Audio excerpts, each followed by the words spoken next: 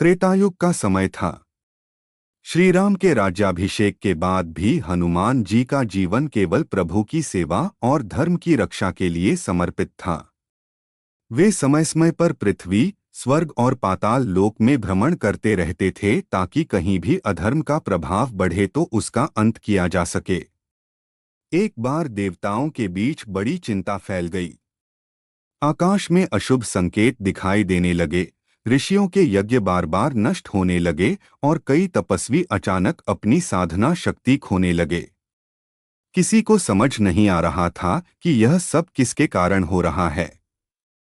देवताओं ने खोज की तो पता चला कि पाताल के एक अत्यंत गुप्त प्रदेश में माता दुडुमावी नामक एक रहस्यमयी शक्ति जागृत हो चुकी है। उनका तेज इतना प्रचंड था कि उनके क्रोध की ज्वाला तीनों लोकों को प्रभावित करने लगी थी। माता दुडुमावी कोई साधारण देवी नहीं थीं। वे प्राचीन काल की एक ऐसी शक्ति थीं जिन्हें स्वयं महाशक्ति का अंश माना जाता था। उनका स्वरूप अत्यंत भयंकर था।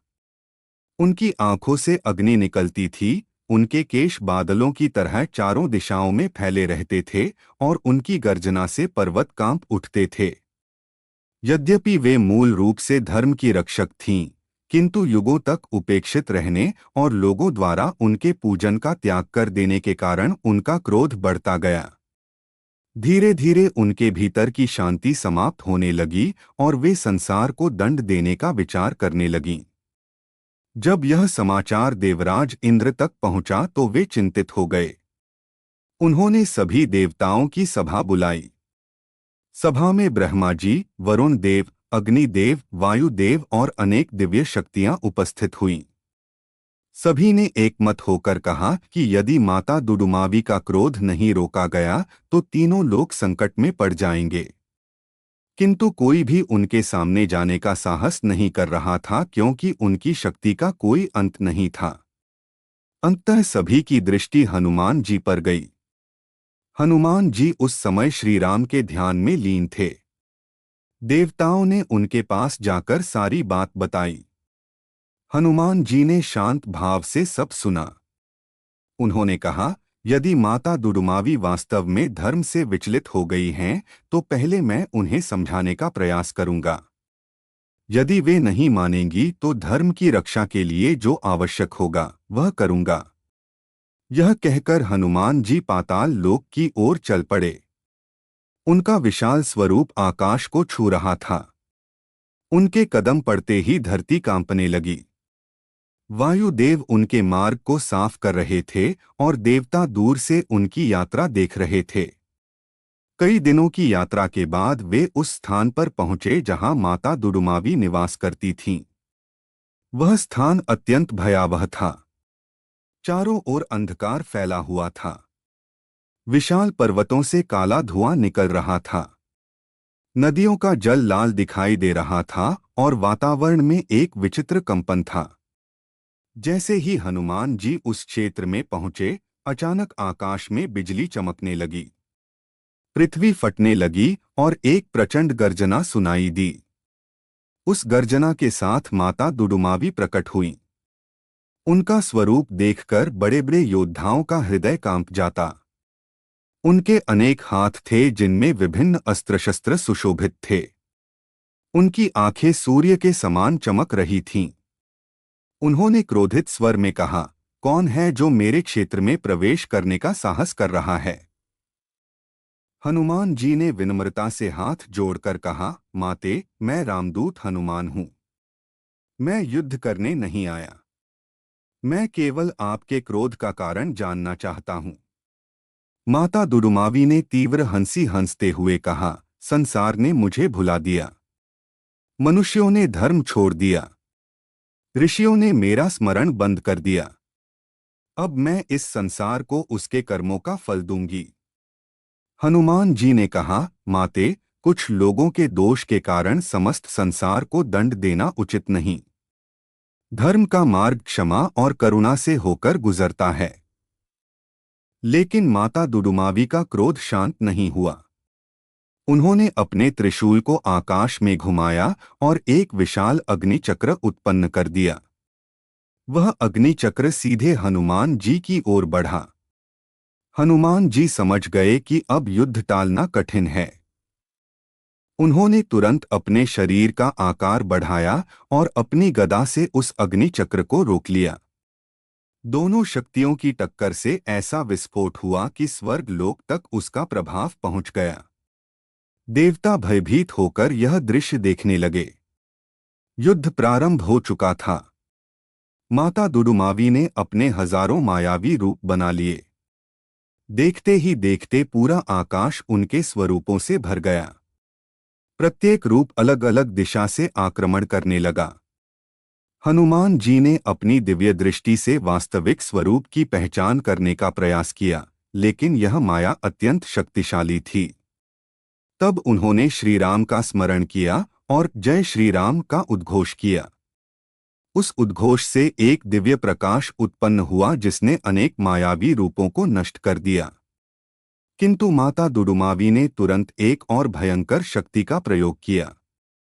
उन्होंने अपने हाथों से काले बादलों का निर्माण किया जिनसे अग्नि और बिजली की वर्षा होने लगी। हनुमान जी उन बिजलियों के बीच निर्भय खड़े रहे। उन्होंने अपनी पूंछ को घुमाकर एक विशाल चक्र बनाया जिससे सारी बिजली वापस आकाश की ओर लौट गई। फिर उन्होंने एक ऊंची छलांग लगाई और माता दुडुमावी के समीप पहुंचकर अपनी गदा से प्रहार किया। माता दुडुमावी ने उस प्रहार को अपने त्रिशूल से रोक लिया। दोनों अस्त्रों की टक्कर से ऐसी ध्वनि उत्पन्न हुई कि समुद्र की लहरें उफान मारने लगीं और पर्वतों की चोटियां टूटने लगीं। युद्ध लगातार बढ़ता गया। कभी हनुमान जी प्रबल दिखाई देते तो कभी माता दुडुमावी। दोनों की शक्ति इतनी अद्भुत थी कि देवताओं के लिए भी परिणाम का अनुमान लगाना असंभव था। माता दुडुमावी ने अचानक एक मंत्र का उच्चारण किया और उनके चारों ओर अग्नि का समुद्र प्रकट हो गया। उस समुद्र से विशाल अग्निनाग निकले जो हनुमान जी को चारों ओर से घेरने लगे। प्रत्येक नाग की ज्वाला पर्वत को भस्म करने की क्षमता रखती थी। हनुमान जी ने वायुदेव का स्मरण किया। तुरंत प्रचंड तूफान उत्पन्न हुआ। उस तूफान ने अग्नि नागों को तितर-बितर कर दिया। फिर हनुमान जी ने अपनी गर्जना से पूरे क्षेत्र को कंपा दिया। उनकी गर्जना सुनकर अनेक दैत्य और मायावी प्राणी भय से भाग खड़े हुए। लेकिन माता दुडुमावी अब भी अडिग थीं। उन्होंने अपनी सबसे भयंकर शक्ति का प्रयोग किया। उन्होंने अपनी आंखें बंद कीं और एक विशाल काली ऊर्जा को जागृत किया। वह ऊर्जा धीरे धीरे आकाश में फैलने लगी। जहां वह पहुंचती वहां प्रकाश समाप्त हो जाता। देवताओं ने यह दृश्य देखा तो भयभीत हो उठे। ब्रह्मा जी ने कहा, यदि यह शक्ति पूरी तरह जागृत हो गई तो तीनों लोक अंधकार में डूब जाएंगे। हनुमान जी ने स्थिति की गंभीरता समझी। उन्होंने अपने भीतर छिपी दिव्य शक्ति को जागृत किया। उनका शरीर स्वर्णिम प्रकाश से चमक उठा। ऐसा लग रहा था मानो हजारों सूर्य एक साथ उदित हो गए हों। अब दोनों महाशक्तियां आमने सामने थीं। एक ओर अंधकार की महाशक्ति थी और दूसरी ओर भक्ति तथा धर्म का दिव्य तेज। दोनों ने एक साथ अपने अस्त्र छोड़े। क्षण भर के लिए समय जैसे रुक गया। फिर ऐसा विस्फोट हुआ जिसकी कल्पना भी नहीं की जा सकती। पूरा ब्रह्मांड कांप उठा। स्वर्ग के महल हिल गए। समुद्र उफान मारने लगे।